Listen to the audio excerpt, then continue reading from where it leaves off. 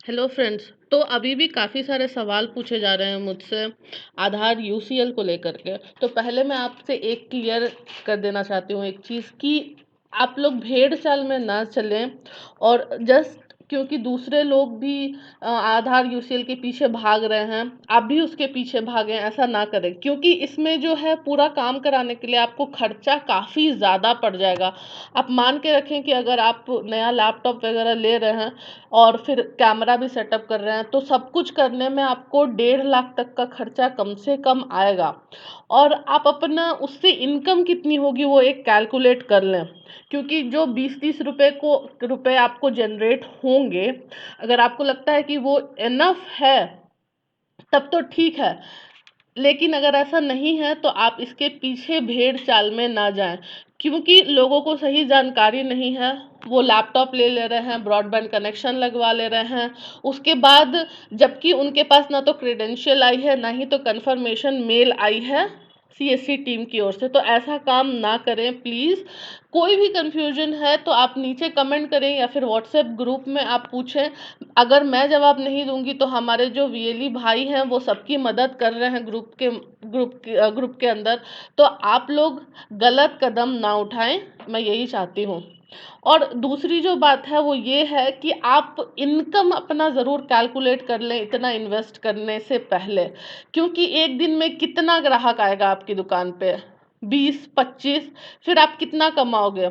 अगर आप ऐसा सोच रहे हैं कि मैं एक्स्ट्रा अर्निंग कर लूँगा, यानी क्या बोला जाए इसे, जो सही तरीका नहीं होता है उस तरह से अर्निंग करेंगे।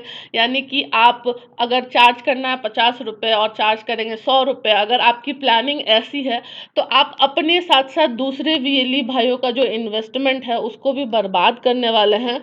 क्योंकि ऐसा पहले भी हो चुका था और तब ऐसा हुआ था कि सीएससी से ही आधार का काम छिन गया था।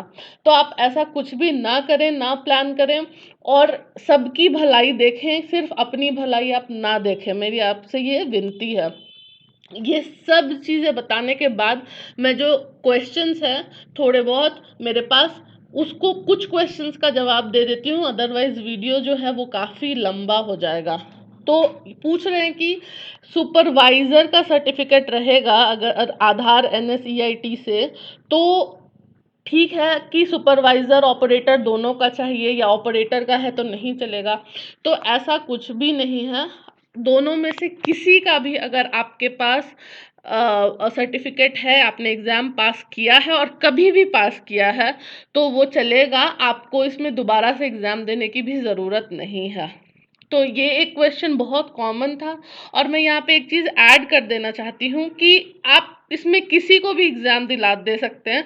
ऐसा नहीं है कि आपको खुद को ही, जो वीएलई है उनको खुद को ही एग्ज़ाम देना है।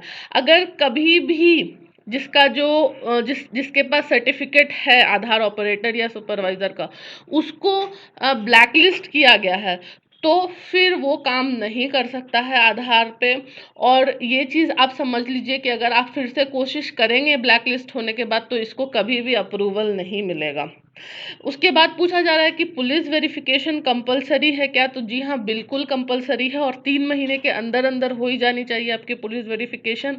अदरवाइज अगेन आप जो भी अपनी डिटेल भेज रहे हैं सीएससी को, वहाँ से आपको अप्रूवल नहीं मिलेगा। इसके बाद लैपटॉप को लेकर के काफ़ी सारे क्वेश्चन आ रहे हैं कि कौन सा लैपटॉप लिया जाए, कौन सा लैपटॉप सही होगा। तो ये बहुत ही वास्ट टॉपिक है लैपटॉप का। मैं इसके ऊपर अलग से आपको वीडियो बना करके भी बता दूंगी और इसके लिंक्स भी दे दूंगी ताकि आप लोगों को थोड़ी सी आसानी हो जाए लैपटॉप लेने में। मेरी यहाँ पे आपसे गुजारिश है कि जब तक आपको सीएससी की तरफ से कंफर्मेशन नहीं आता है, आपके पास क्रेडेंशियल नहीं आती है, तब तक आप लैपटॉप में इन्वेस्ट ना करें। जब आप फॉर्म फिल करते हैं अम, ये लेने के लिए, पूरा प्रोसेस करने के लिए, तो क्या होता है आपसे सिर्फ ये पूछा जाता है कि आपके पास ब्रॉडबैंड कनेक्शन है या फिर डोंगल है। अगर आपने ऑप्शन ध्यान से देखा होगा तो वहाँ पे आप ब्रॉडबैंड सेलेक्ट कर दीजिए। आपको वहाँ पे स्टैटिक आईपी तब का तब देने की ज़रूरत नहीं होती है। उसी तरह लैपटॉप में भी आपसे पूछा जाता है कि जो कन्फिगरेशन बताया गया है उस कन्फिगरेशन पे आपके पास लैपटॉप अवेलेबल है कि नहीं है। तो आप वहाँ पे भी यस कर दीजिए अगर आप बिगिनिंग फेज में हैं। आप ब्रॉडबैंड और लैपटॉप में बिल्कुल भी इन्वेस्ट इन्वेस्ट ना करें उस टाइम पे। जब आपको सामने से कंफर्मेशन आ जाती है उसके बाद ही आप इन्वेस्ट करें तो आपके लिए अच्छा होगा। अच्छा, जीपीएस डिवाइस को भी लेकर के पूछ रहे हैं लोग कि क्या जीपीएस डिवाइस कंपलसरी है और कहाँ से मिलेगा। तो कौन सी लेनी है, कहाँ से जीपीएस डिवाइस मिलेगी, उसके लिए भी मैं आपको लिंक दे दूंगी। फिलहाल जीपीएस डिवाइस होना बहुत बहुत बहुत ज़रूरी है। और जब आप फॉर्म फिल करते हैं तो इसको हमेशा यस फिल करें। टॉयलेट नहीं है अगर तो क्या होगा।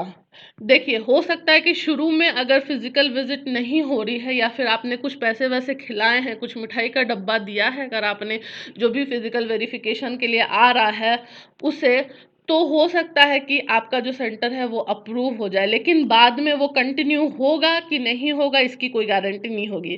तो अगर आप इन्वेस्ट कर दे रहे हैं और आपके पास जो बेसिक क्राइटेरियाज बताए गए हैं सीएससी की ओर से वो फुलफिल नहीं हो रहा है, तो आपके सर पे हमेशा ये डर बना रहेगा कि हो सकता है कि आपसे ये आधार का काम छिन जाए।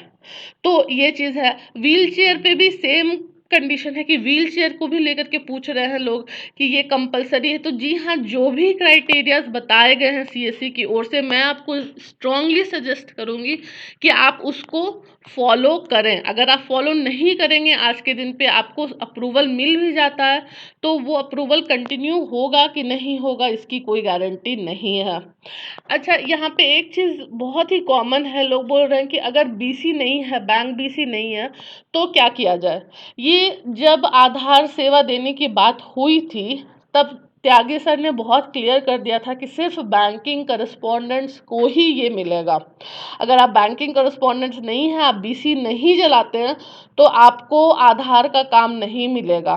तो आप लोग कोई भी जुगाड़ मत देखें। मैंने बहुत सारे यूट्यूब पे वीडियोस देखे हैं, काफ़ी लोग मुझे मैसेज कर रहे हैं कि इसका जुगाड़ है और उस जुगाड़ से ऐसा समझा जा रहा है कि आपको आधार का काम मिल जाएगा, लेकिन ऐसा बिल्कुल भी नहीं है। तो नहीं मिल पाएगा आपको ये काम, क्योंकि ये बहुत ही क्लियर कर दिया गया था। तो और एक सवाल ये पूछा जा रहा है कि जो भी लैपटॉप लेंगे वो अगर पहले से रजिस्टर्ड था तो क्या होगा उस केस में। जैसे कि मान लेते हैं बहुत सारे लोगों ने पहले से काम कराया हुआ था आधार का, या फिर सेकेंड हैंड ले रहे हैं, तो आप एक चीज़ क्लियर कर लें कि डिवाइस जो है वो रजिस्टर हो जाती है। तो रजिस्टर होने के बाद आपको अगर फिर से वो किसी और आईडी पे रजिस्टर्ड है या फिर किसी और के डिटेल्स हैं या फिर आपने वो सेकेंड हैंड लिया है, तो फिर आपको उसे डी रजिस्टर करना होगा डिवाइस को, और फिर से उसे रजिस्टर करना होगा। तो डी रजिस्ट्रेशन और रजिस्ट्रेशन का प्रोसेस भी मैं बताऊंगी, लेकिन ये कंपलसरी है। अगर आप जिस आईडी से रजिस्टर्ड है उसी से काम करना चाहेंगे तो ये पॉसिबल नहीं हो पाएगा। डी रजिस्ट्रेशन के लिए अलग से एक प्रोसेस होती है जिसको आपको फॉलो करना पड़ता है, या फिर आप डीएम से भी कांटेक्ट कर सकते हैं इसके बारे में। तो ये थी अपडेट जो मैं देना चाहती थी, और जो कुछ सवाल थे उसको मैं क्लियर करना चाहती थी। अगर आपके मन में अभी भी कोई सवाल है तो मुझे नीचे कमेंट करके आप ज़रूर पूछें। Thank you.